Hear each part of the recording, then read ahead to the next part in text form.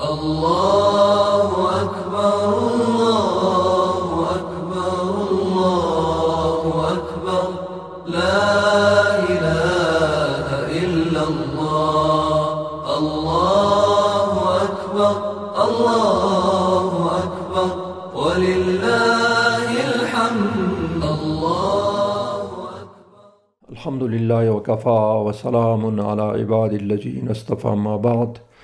أعوذ بالله من الشيطان الرجيم. بسم الله الرحمن الرحيم. قال الله تعالى في كتابه إنا فتحنا لك فتحا مبينا.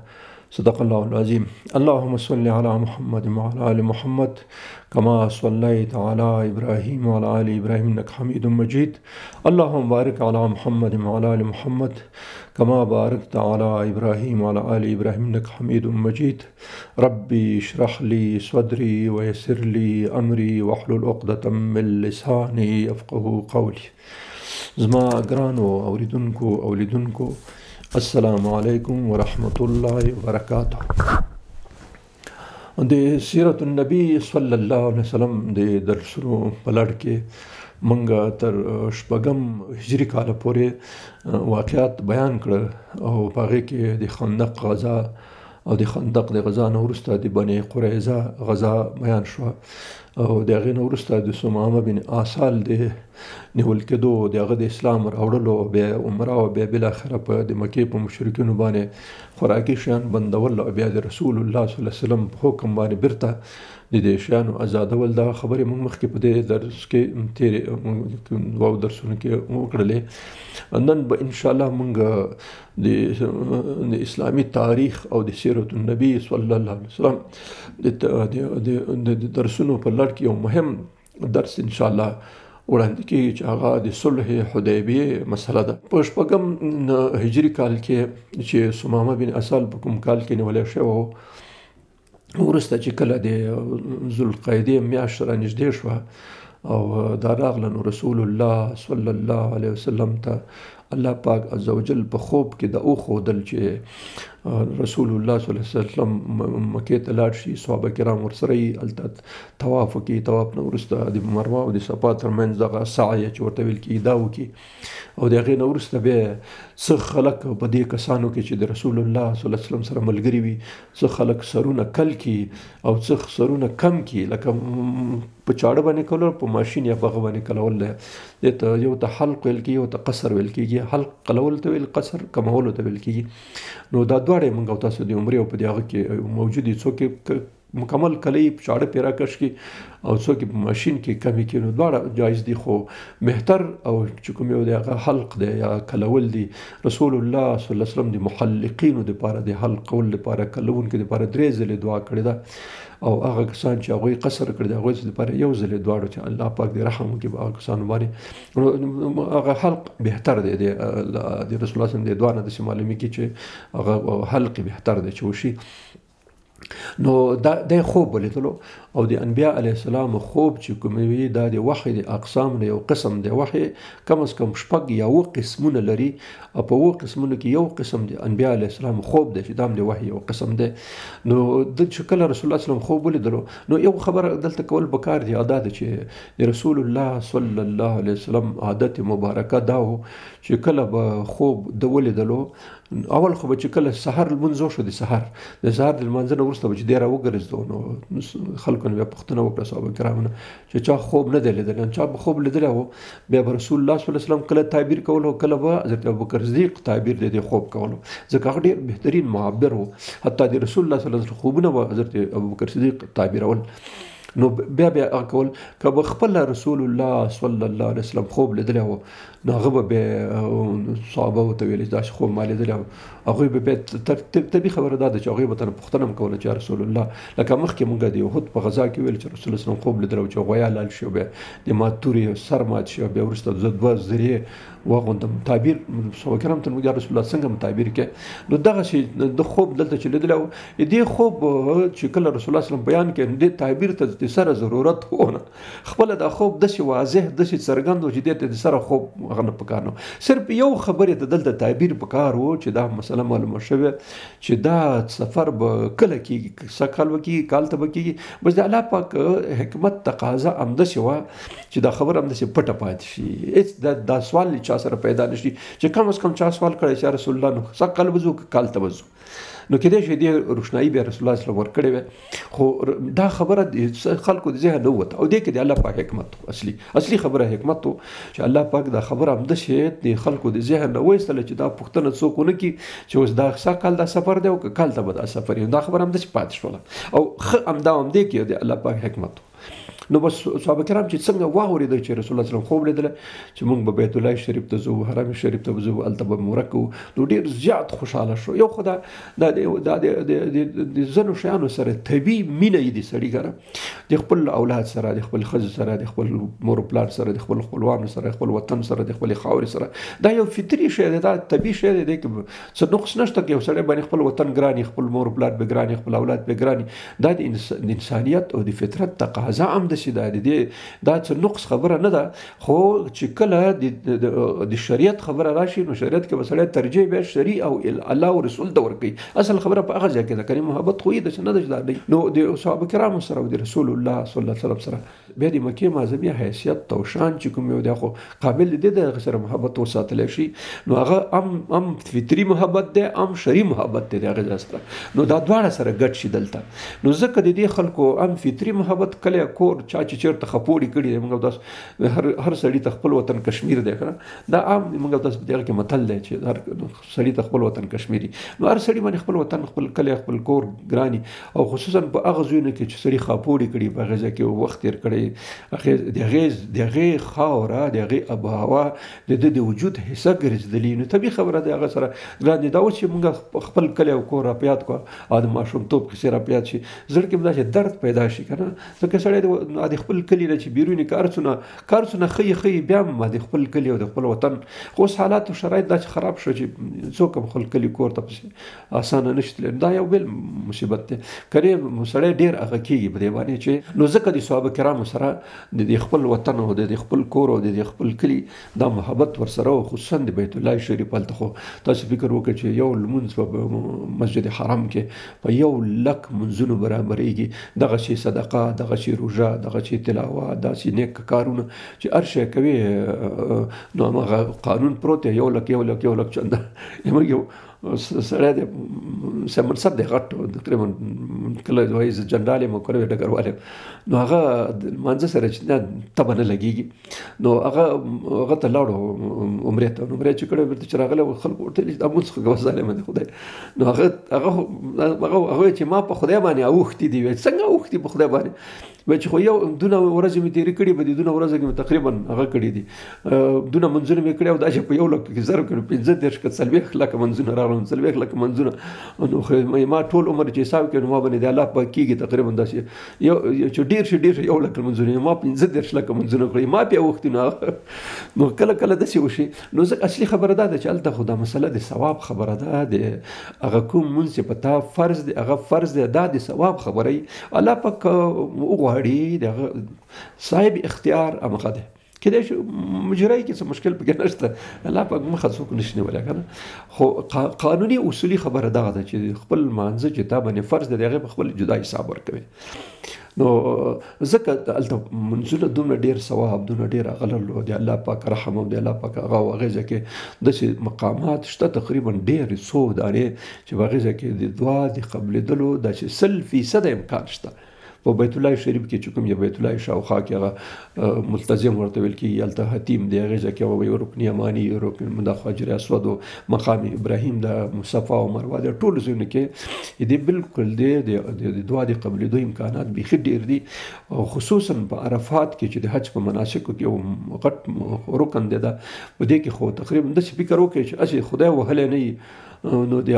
هر سړي هلته دعا قبلېږي ځکه د رسول الله صلی الله علیه وسلم حدیث دی وایي چې د عرفې په ورځ باندې شیطان ډېر زیات منحوس خفه او دا شګې او د خاورې په سر باندې بادوي چې ما دا دونه عمر خواري وکړه په دې سړي باندې دا سړی مې ګمراهي او هغه ته برابر کړي او دن په دې عرفات کې ټول ول د ما خواري اوبه ویوړله بس هېڅ هم نه شو ځکه الله پاک غټ غټ ګناهونه چې کوم دي غټ غټ ګناهونه چې کوم دي هغه بخي نو ځکه شیطان ډېر خفه یې په دې ورځ باندې نو ځکه دغې خلکو سره دا تصور هم یې دی موږ خلک چې دا دونه پیسې ورکوي او ځي حرام ته هلته عمره او هغه کوي حج کوي ځینې خلکو کېدای شي څه نور مسایل هم ورسره وي خو د زیاتو خلکو داسې فکر وکړي چې په سلو کې 90% 95% خلک د ثواب په خاطر باندې ځي چې الله پاک موږ ګنهګار یو هلته موږ دعاګانې وکړو هلته هغه وکړو او حتی چې دا خلک ځي دا تاسو به لیدلي معمولا عام هغه دی چې کله څوک ځي نو هر سړی ورته وایي چې زه د دې یاده ونه وځم ما ته دعاګانې وکړه دغه خبره وه چې د صحابه کرام په ذهن کې په زړه کې او خپله د رسول الله صلی الله علیه وسلم په زړه کې او په هغه کې دا شوق و چې ځکه ډېر کلونه وشو چې دوی مهاجر شي او بیا مهاجرت هم ډېر سختترین مهاجرت و دا چې په هغه طریقه باندې دوی د مکې نه ووتل چې بیچارهګانو یو جوړه جامې او بس په دې کې ووتل نو ځکه دا تقریبا 6 کاله وشو د 6 کالو اول دویم دریم څلورم 6 کاله تقریبا 9 کال ته برابرېدل نو دوی سره دا خبره وه چې څنګه خبره واورېده بس یو دم نورې دا پوښتنه د ذهن نه ووتله چې اوس پوښتنه وکړي چې څه کال به کېږي که کال ته به کېږي بس خلک روان شو 1400 صحیح روایت دا دی صحیح چې 1400 کسان صحابه کرام د رسول الله صلی الله علیه وسلم برابر شو رسول الله صلی الله علیه وسلم مدینه کې چې کوم خلک اوسېدل دوی ته د مدینې په اطراف کې چې کوم خلک اسلام راوړی او ځان مسلمانانو ته کړی ټولو ته خبر ورکړی چې موږ سږ کال د عمرې پروګرام لرو تاسو راشئ نو ځینې خلک خو وېرېدل ځینې خلک هغه و بس چې لاړ شو هلته خو د مشرکانو منځ کې ته ورسره نه وځه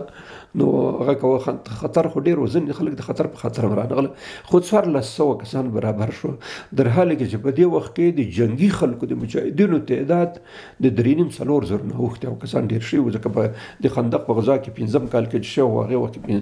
د 3 زره مسلح افراد خندق موجود نو د دې نه خو وروسته حالات سره ډېر بدل شو د خندق غزا خو د مسلمانانو په هغه باندې ډېر زیات مثبت اثر وکړي ځکه مشرکین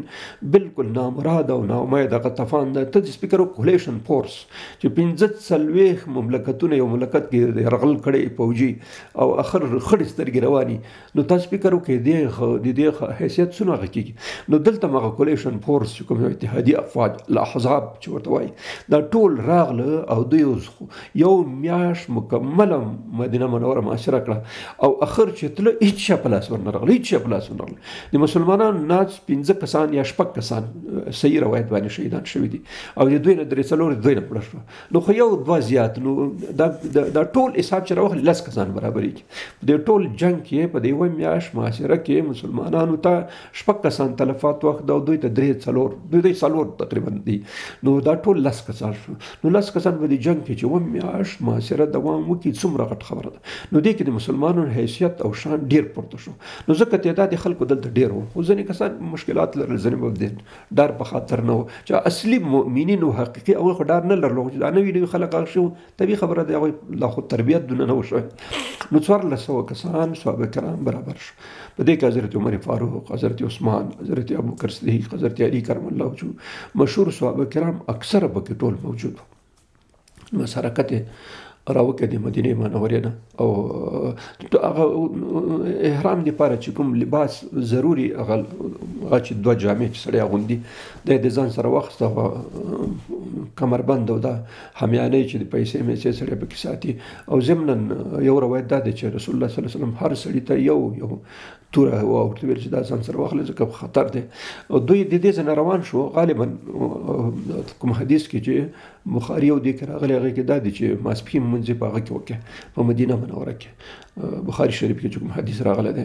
او دا زه چې دا کوم شی وایم تر اخره پورې دا ټول بخاري حدیث دی ګوره ماسپښین لمونځ یې په مدینه منوره کې وکړې او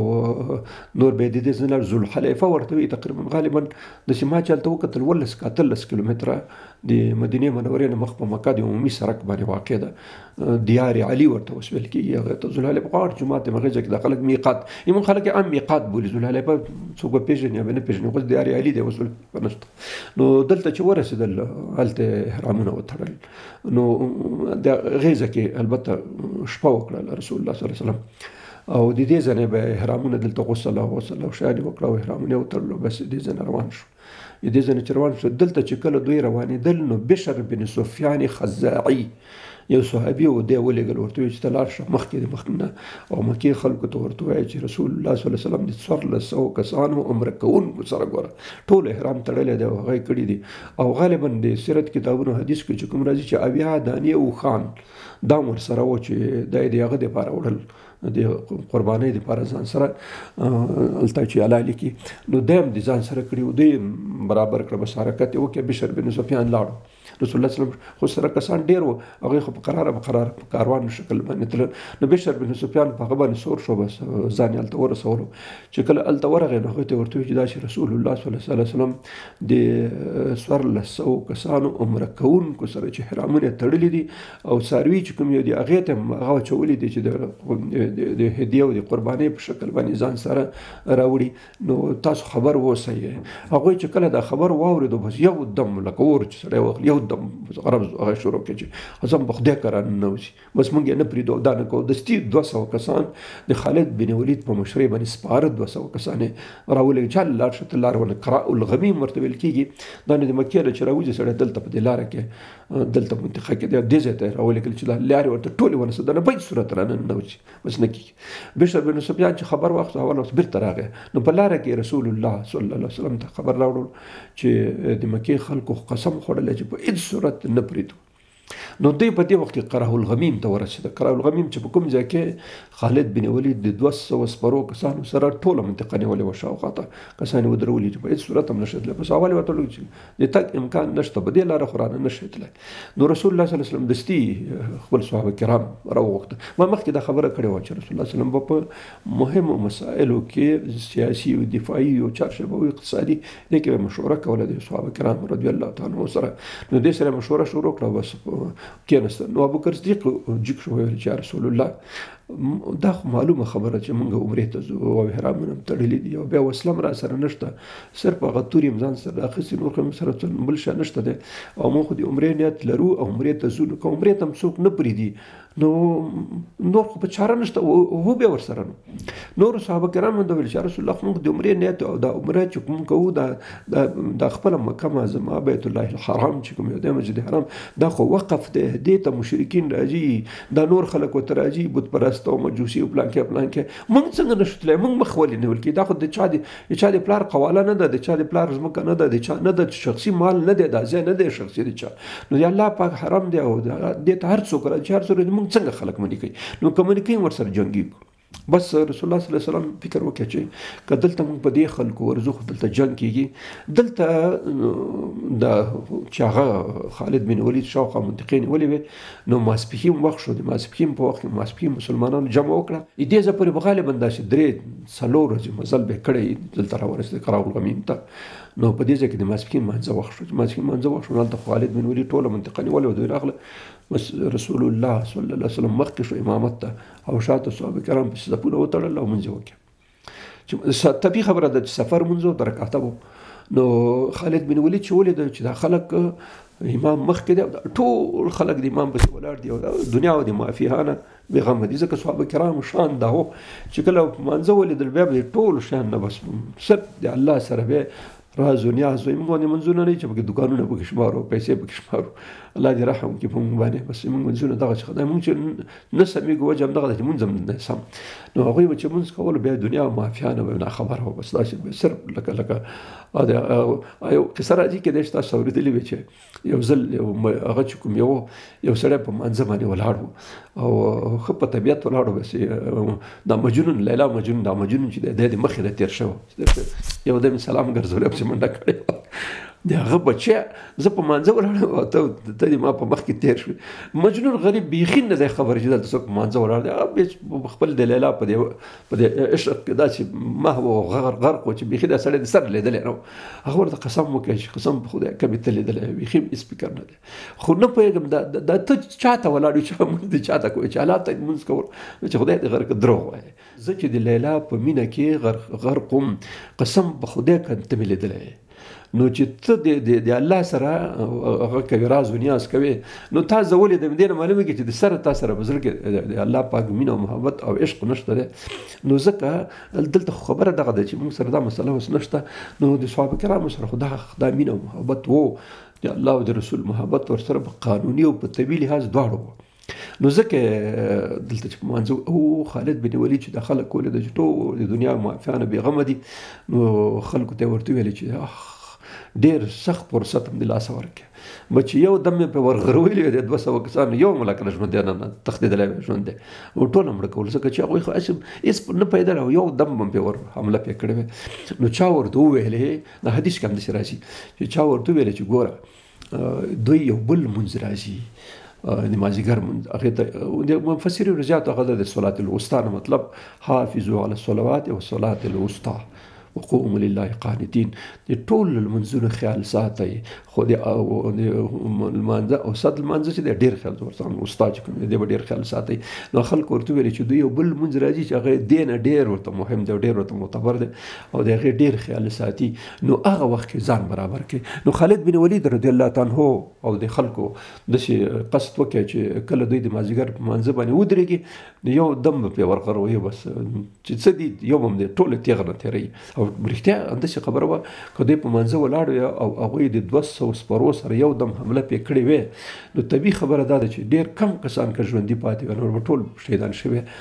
نو مازدیګر وخت دوی انتظار شو خلکو ته ورته وي چې بالکل ځان اماده کوي او چې څنګه په لمانځه ولید بس پورمنډه بس په ورغر وایي بس خلاص نو خبره دا شوه چې مازدیګر لمانځه نه مخکې الله عز وجل جبرائیل علیه السلام راولېږلو د یو خاص لمانځه کولو طریقې ورته وښودله دې ته ویل کېږي صلات الخوف د ویرې لمونځ چې کله کوم ځای کې ویره وي د دښمن ویره وي خطره وي یا د ځناورو د حیواناتو خطره وي چې حمله کوي که چېرته ټول په لمونځ باندې ودرېږي نو هغې طریقې رسول الله صلی الله علیه وسلم ته وښودله چې که چېرته ته دوی خلکو ته امامت کوې نو دا طریقه باندې وکړه 2 رکعته دي بالفرض سفر منځ واسم نو ته به ودرېږې امام به شې د مجاهدین به نیمایي کې نیم به د ځان پسې ودروې یو رکعت منځ به وکړي او دا خلک چې هغه پاتې کوم یو چې نیمایي دي هغه به د دښمن مخې ته ودرېږي سره د وسلې او چې کله دې خلکو یو رکعت منځ وکړي دا به همداسې لاړ شي شاته به ودرېږي د دښمن مخې ته هغه خلک به راشي تا پسې به لمونځ وکړي نو ستا خو به 2 رکعته پوره شي هغوی چې یو رکعت دلته کړی دی هغوی هلته لاړو دښمن ته به ولاړي دا بل به یو رکعت وکړي دا بل رکعت به هم درسه دلته پسې وکړي نو دوی به 2 رکعته پوره شي دا دوی چې سلام وګرځوو دا به لاړ شي هلته به ودرېږي هغه خلک چې یو رکعت یې کړی یو پاتې دی هغه راشي دلته به لمونځ وکړي نو دواړو به دوی هم 2 رکعت شي هغوی به ام به جمع وشي ام به منځ وشي دې صلات خوف نه یو بله مسله معلومېږي هغه دا ده چې د دې جماعت اهمیت یې موږ داسې په شریعت کې دومره ډېر دی چې په داسې حالت کې هم باید سړی نو جمع پرې نه دي طریقه ورته خامخا جوړه کړي نو دې ته ویل کېږي صلات خوف دا صلات خوف تقریبا په ډیرو سفرونو کې شوی دی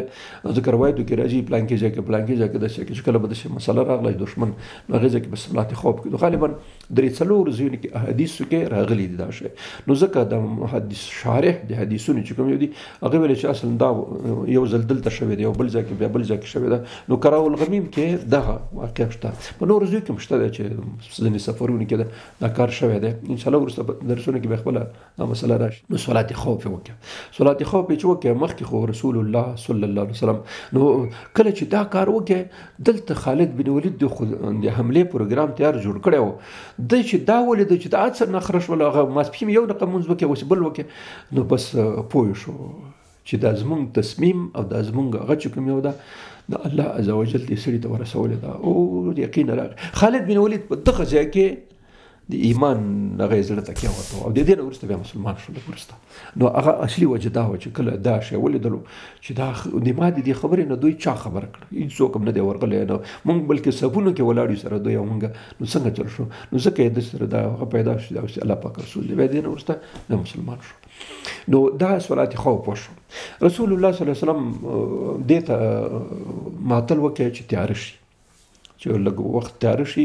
رڼایي کمه شي او موږ او دوی سره معلوم نه شو نو دې ته انتظار وایستو نو په دې صحابو کې وویلې چې داسې څوک شته چې په بدله لار باندې دا کومه عمومي لاره تجارتي کاروان لاره چې دی نه غیر بله لاره چې موږ حرم ته په هغې لاره باندې ورسېږو داسې لاره دې څوک شته یو صحابي ورته وایي چې رسول الله اوس زه بلد یم په دې منطقه کې ټولو کې نو لاره یې بدله کړه او بلکل دا عمومي لارې پرېښوه هلته خو هغوی نه معلومېده نور تیاره شوه نو تیاره هم داسې به دې بله لار باندې ورغله او په دې لاره لاره ډېره سخته لار وه، ځکه د سلیل چې کاروان لري خو اواره لارې او دا لاره خو بیخي غرونه او غونډۍ وي. په دې غرونه او غونډۍ ورغله غریبانان کله 2-3 ځلې په لار کې داسې غم وشو چې حتی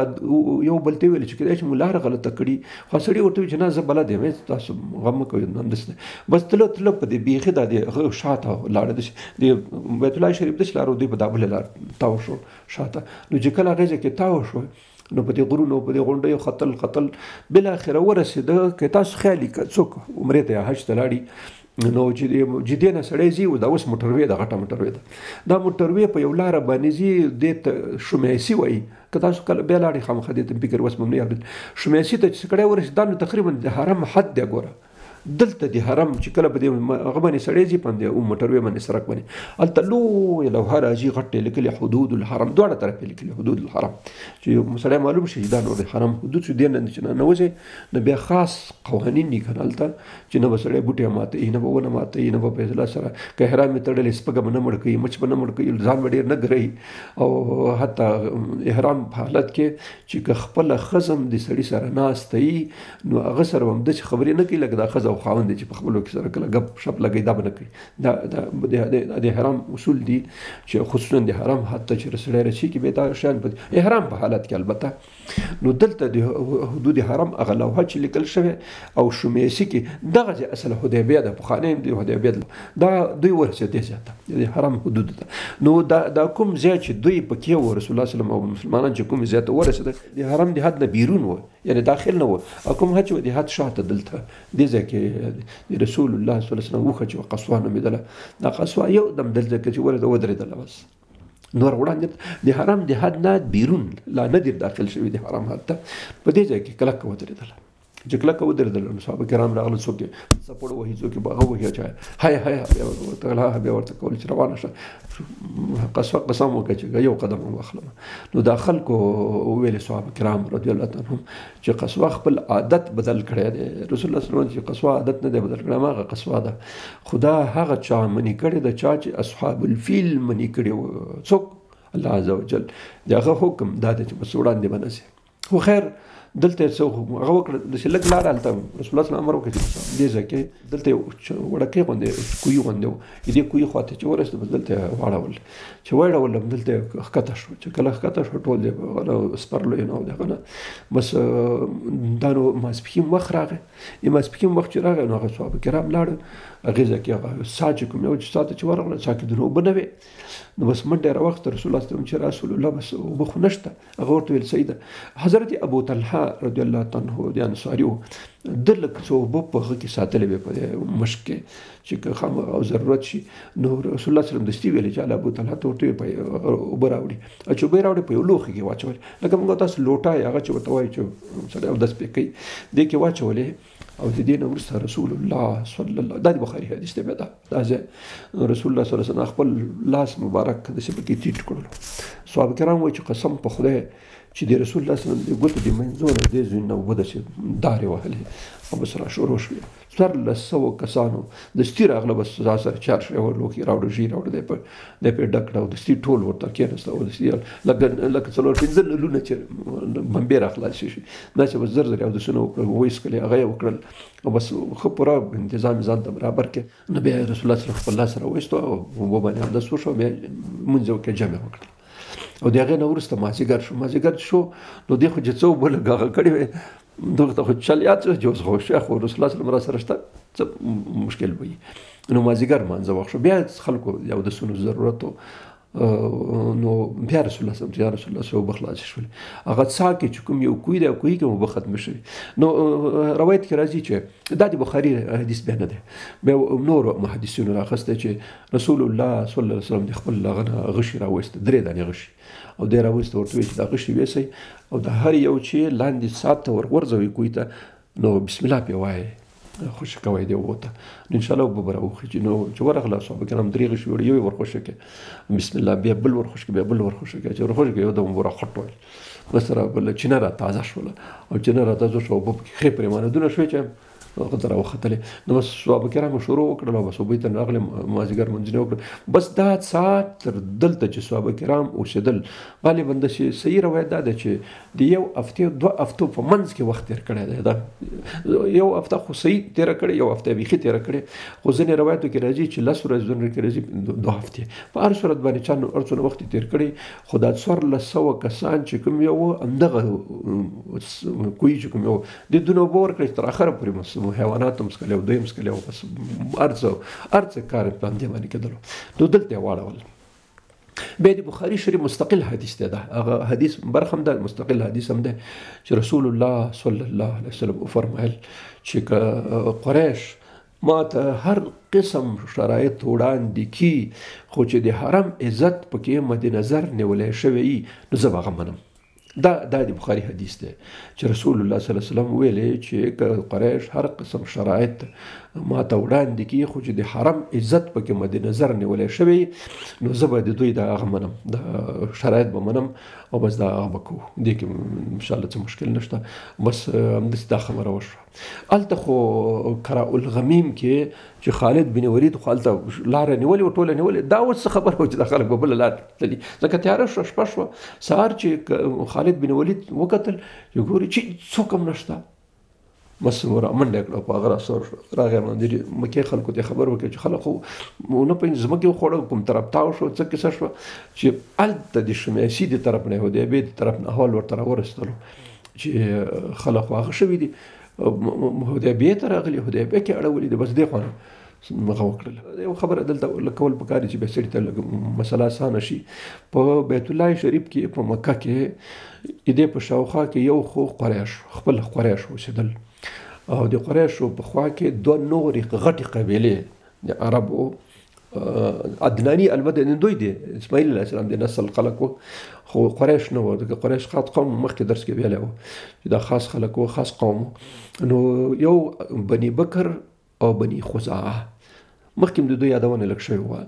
بني خزاعه او بني بکر 2 قبیلې نورې وې چې په داخل د مکې او د مکې په اطراف کې اوسېدلې، او قریش خو طبیعي خبره ده چې دا خو اسماعیل علیه السلام اولاده هم دلته اوسېدل، د قریش خاندانو.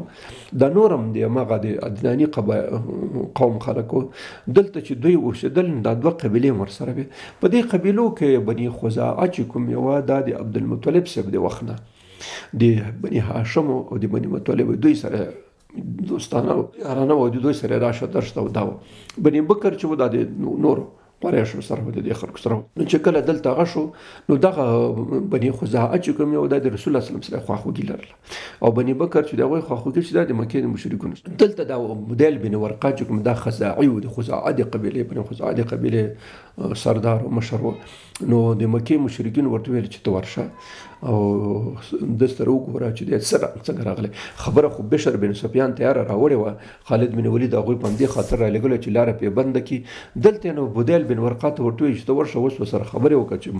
لکه موږ د وفد په حیث باندې یا د پلاوي په حیث ورشه او خبره ورسره وکړه. نو بدیل بن ورقه راغی. دا د بخاري حدیث دی، عوامو یو حدیث کې دا ټوله خبره راغلې. مروان بن الحکم د دې راوي دی، نورو کتابونو هم دا راخستی دی، خو بخاري شریف ښه تفصیلي دا حدیث راخستی دی د صلح حدیبیه. وایي چې دا بدیل بن ورقه راغی رسول الله صلی الله علیه وسلم ته، رسول الله صلی الله علیه وسلم ته پوښتنه ترې وکړه چې ته څنګه راغلی؟ هغه ورته وایي ظالمه د خدای خو وګوره چې دا چې په راغلی سړي احرام تړلی، مطلب یې څه شی عمرې دپاره موږ راغلي یو. خو ده بدیل ته ورته ویلی چې ګوره بدیله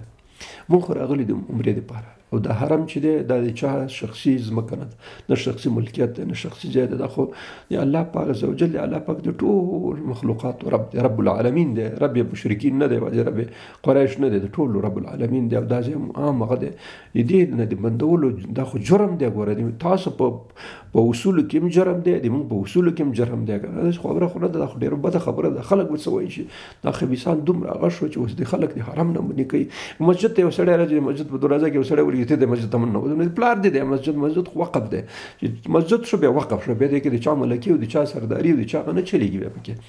نو دا خو مسجد الحرام دی، دا خو د چا هغه نه، دا خو وقف دی که نه، الله پاک هغه ځای دی.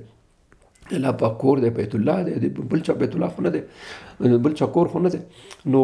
ته دا خبره ورته ووایه چې ګوره دا ډېر پته خبره ده، ډېر جرم دی چې تاسو موږ منې کوئ. خو په هر صورت نو بدیل بن ورقا ته ورته ووایي چې ګوره بدیله دې خلکو ته ووایه چې ښه خبره دا ده چې موږ سره صلح وکړي او د صلح کې به د دوی ګټه وي. ګوره بدیل بن ورقا په دې پوه کړه چې ګوره ورته ووایه چې که موږ سره تاسو صلح وکړئ، صلح کې به د تاسو ګټه وي. که موږ او تاسو صلح سره وکړو، که بل چا بالفرض موږ به د نورو خلکو سره طبیعي خبره ده چې دا دعوت مخکې وړم، که د ټولو خلکو زما دعوت ومنلو، زه من حیث پیغمبر او رسول ومنلم، نو تاسو خوښه ما منئ که مې نه منئ، تاسو خپل اختیار دی. که منئ مې هم ستاسو خبره ده، که نه مې منئ هم ستاسو خبره ده، زور نشته دی. خو دا نور اکثریت ته بیا وګورئ چې اکثریت څه کوي، دا ټوله منطقه څه کوي، بیا تاسو هم څه وکړئ. که بالفرض په هغې وخت کې مې اشتیا دې ته برابره شوله چې ما منئ، نو ومې منئ، خبره به خلاصه شي. او که اشتیا هم دې ته برابره نه شوه، طبیعت هم برابر نه شو چې موږ نه منو، نو که جنګ ته مې اشتیا برابري، نو څه وخت خو په منځ کې تېر شوی، تاسو هم لږ هغه کړي تر اوسه. خو د جنګونو تر اوسه چې تاسو کوم جنګونه وکړئ، د جنګونو تاسو وځپلی، ځکه په بدر کې بیا په احد کې بیا د احد نه وروسته بیا په خندق کې زورونه ولګول، ټول کولیشن فورس هم جوړ کړ، خو زوره ونه رسېدو. چې زوره ونه رسېدو دې نه معلومېږي چې تاسو کې دونه زور نشته چې به موږ برلاسي شئ. نو ښه خبره دا ده چې بیا چې هغې وخت کې چې موږ او تاسو صلح وکړو د 10 کالونو په خاطر باندې، نو بیا به دا خبره شي چې بیا به 10 کالو کې تاسو ځان برابر کړي، وسلې به برابر کړي، خلک به تربیه کړي، نو بیا به جنګ ته طبیعت مهرباني سره وړاندې شئ، بیا به وکړو. خو تاسو دا شی د ستاسو به ګټه دی. نو ښه خبره دا ده چې دا خلک په دې پوه کړي. نو بدیل بن ورقا لاړل، ته خو چون خواږه دي هسې د مسلمانانو سره وه، نو خلکو ته ورغی، قریشو ته ورته ویلې، هغوی نو راغلي وو د تنعیم سره نږدې ده، احرام تړي د عمرې دپاره چې راځي، دغه ځای دی.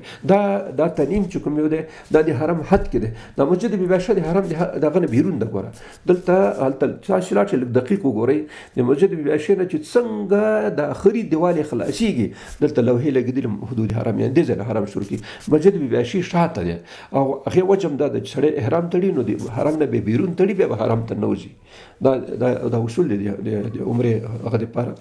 نو بیرون نه به راځي، راوځي به د حرم د حد نه، بیا به سړی چې کله ننوځي تیار بیا غسل کړی، حرام بیا تړلی، بیا د حرم داخل. نو د مسجد بیباشه چې دا د حرم د حد نه بیرون دی، او دلته چې د مسجد خلاصېږي، د خلاصېدو سره هلته 2 غټې لوحې لګېدلې، حدود حرم یې په لیکلي. سړی دې ته متوجه کله کله سړي نه دا شیان غلط شي، داسې نه چې دې خوا ته غسل وکړي بیا روان شي، نه هسې نه کېږي. د حرم د حدود نه چې هر ځای کې تاسو وځئ، هر ځای کې چې وځئ، دا ټول نه عمره کېږي. خو دا ځای څومره ډېر نږدې دی، 2 کیلومتره ده، نو ځکه خلک دلته ځي، موټر ځي راځي بس هر وخت، نو خلک دلته ځي. نو دلته دوی د دې سره نږدې دلته اړولي وو، دا شاوخوا کې ورسره لږ کوز د حرم په حدودو کې دوی ناست وو. رسول الله صلی الله علیه وسلم چې د حرم په حد کې څه داخل او څه خارج په دغه ځای کې دا اړولي وو، دلته پراته وو. نو بدیل بن ورقا ورغی، هغوی ته ورته ویلې چې خبره خو دغسې ده. هغوی دا وایي چې 2 خبرې کړي، یو خبره دا وکړه چې موږ خو د عمرې دپاره راغلي او بیت الله او مسجد حرم دا د چا شخصي ملکیت نه دی، نو موږ پرېږدئ چې موږ عمره وکړو، بېرته دننه ځو، نور هېڅ مسله را سره نشته. او وګورئ یوه توره را سره، نو په توره خو سړی هغه نه شي کولی، جنګ دپاره خو ډېر وسایل پکار دي، نو هغه موږ نه دي راوړي. او ځان سره د جنګ اراده بالکل نیت او اراده د دې خبرې موږ سره د سره شته نه. نو ښه خبره ده چې دا خبره تاسو منئ. بس هغه خبره ورته وکړله چې خبره ورته وکړه. دویمه خبره دا راته کړې ده، بدیل بن ورقا ورته ویلې چې ښه خبره دا ده چې دوی او موږ سره سوله وکړو، منځ کې ډزبندي او اوربند چې ورته ویل کېږي، آتش بند ورته وایي، که آتش شی ورته وایي فارسي کې، چې دا به نو دا به سره وکړو. دې کې ستاسو خیر دغه دلایل ورته وي چې رسول الله صلی الله علیه وسلم مطلب دا و چې که چېرته ټول خلک ما ته تسلیم شو، نو تاسو خوښ کړه، تسلیمېږئ که نه تسلیمېږئ ستاسو اختیار دی. خو ګټه به په دې کې چې بس هغه شی په اصطلاح سره ما دا خبره اوس ومنئ، هغې وخت کې بیا ستاسو اختیار دی، تسلیمېږئ نه تسلیمېږئ. که ټول خلک تسلیم شو، تاسو هم چاره نشته بیا تسلیم شو، او که طبیعت جنګ ته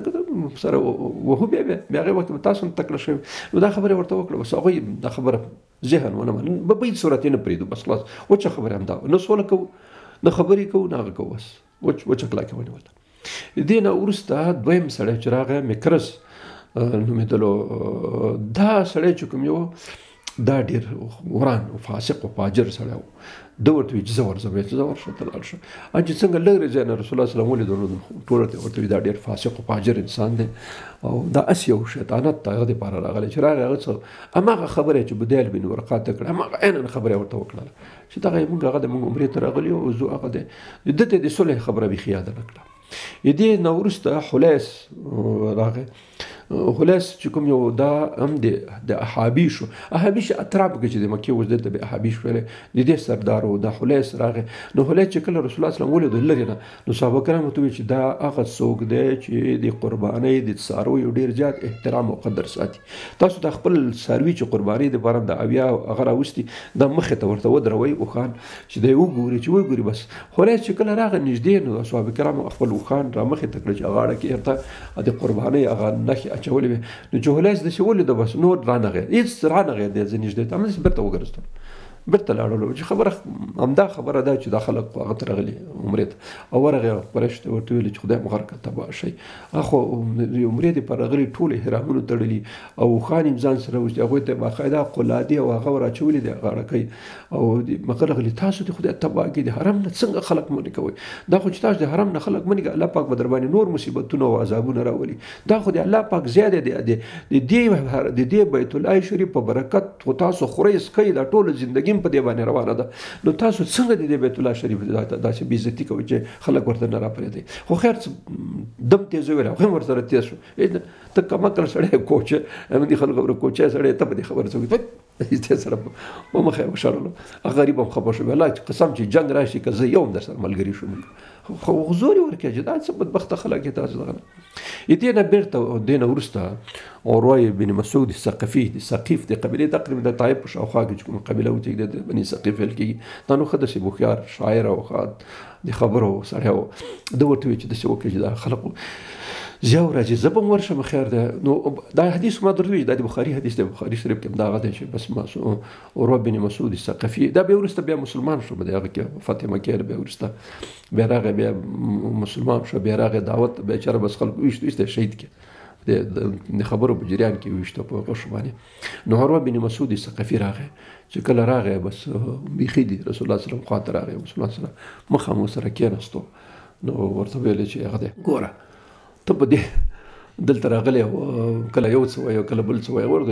ګوره مونږ خو ته خپله ښه فکر کوې چې مونږ عمرې ته راغلي یو احرامونه هم تړلي هغه حیوانات څاروي چې کوم راوستي وکان هغې ته هم قلادې اچولي ته څنګه دا خبرې کوې هغه ته هغه ورته ګوره دا کسان چې دا تا کوم راوستي دي دا د ټینګې خلک نه ولا چې جنګ شروع شو چې دا ټول دنه وتښتي نو په دې وخت کې حضرت ابوبکر صدیق رضی الله تعالی عنه د رسول الله صلی الله علیه وسلم شاته ولاړ و د تورې سره نو چې دا عروه بن مسعود ثقفي به چې کله د رسول الله صلی الله علیه وسلم سره خبرې کولې نو دا د رسول الله صلی الله علیه وسلم ګیرې ته به داسې لاس ور وړي موږ کېدای شي داسې خلک هم لیدلي چې چا سره خبرې کوي د ګیرې ته داسې لاس ور وړي عادت یې کله د خلکو نو داسې به یې کول هغه به ابوبکر صدیق یو ځل دوه ځلې چې ده وکړه ابوبکر صدیق ته غوسه ورغله دا خو مشرک دی مشرک لاس خو خبیث او ته بار بار رسول الله صلی الله علیه وسلم مبارک یې ګیرې ته وړې بس ایسته د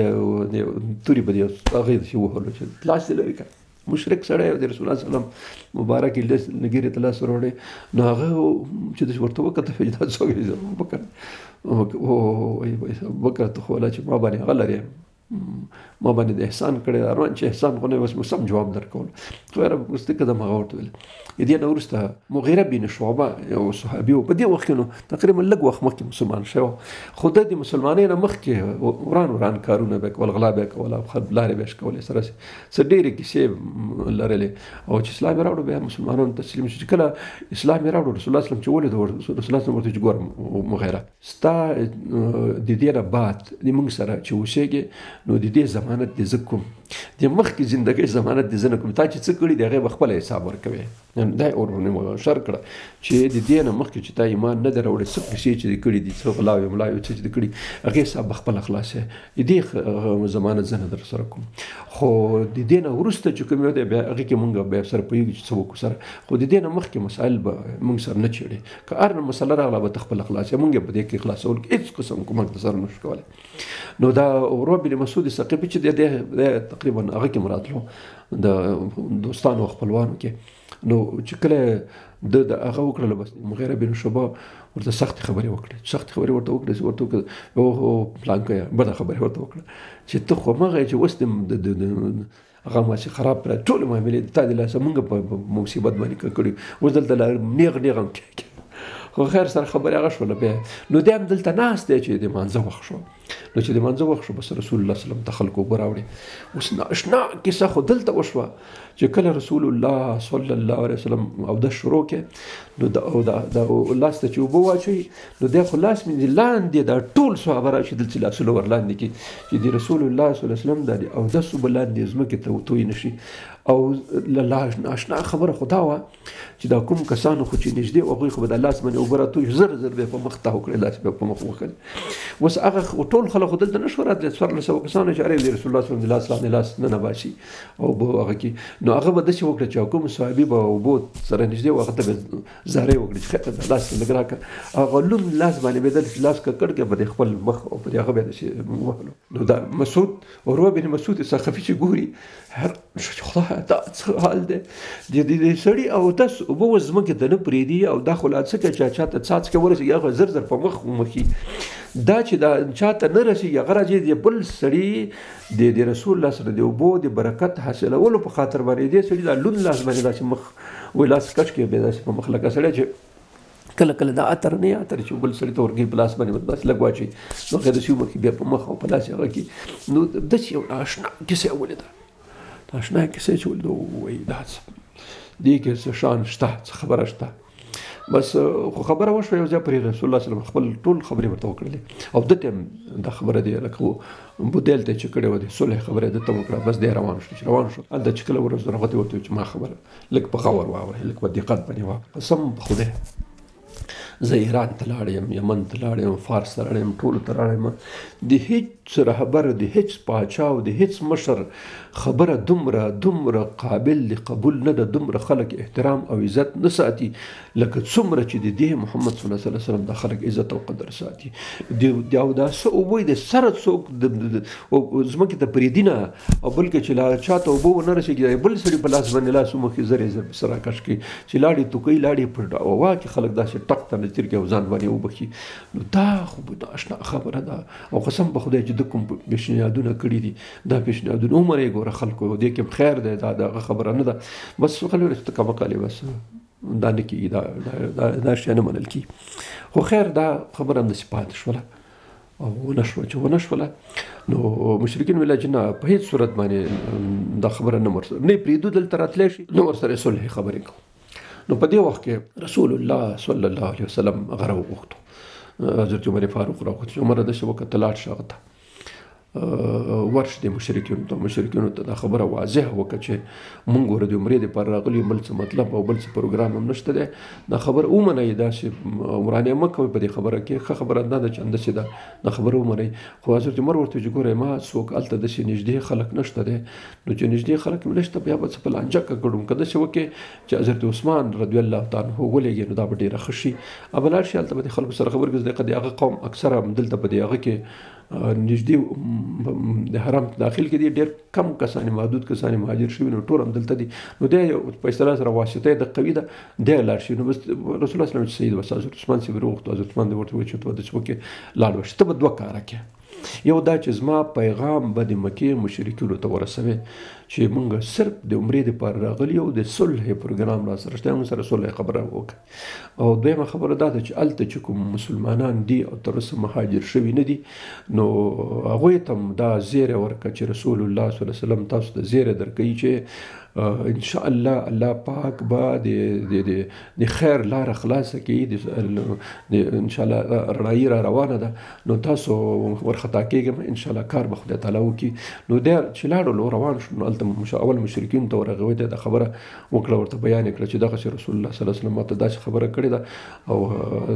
دغه شرایط او هغه دي که تاسو کوئ یو خو عمرې خبره ده که راپرېږدئ دا بهترینه خبره ده او بل دا دی چې دا د صلح خبره هم تاسو څه کوو کې دا به ښایي خو هغوی به چې زه سیده مشوره کوو نو دی بیا لاړو مسلمانانو ته چې کوم کسان مهاجر شوي نو غریب پراته وو هغوی ته ووایي کتل ورته ویل چې رسول الله صلی الله علیه وسلم ما ته خبره کړې ده زیری راکړې چې انشاءالله الله پاک به لاره خلاصه کړي تاسو دا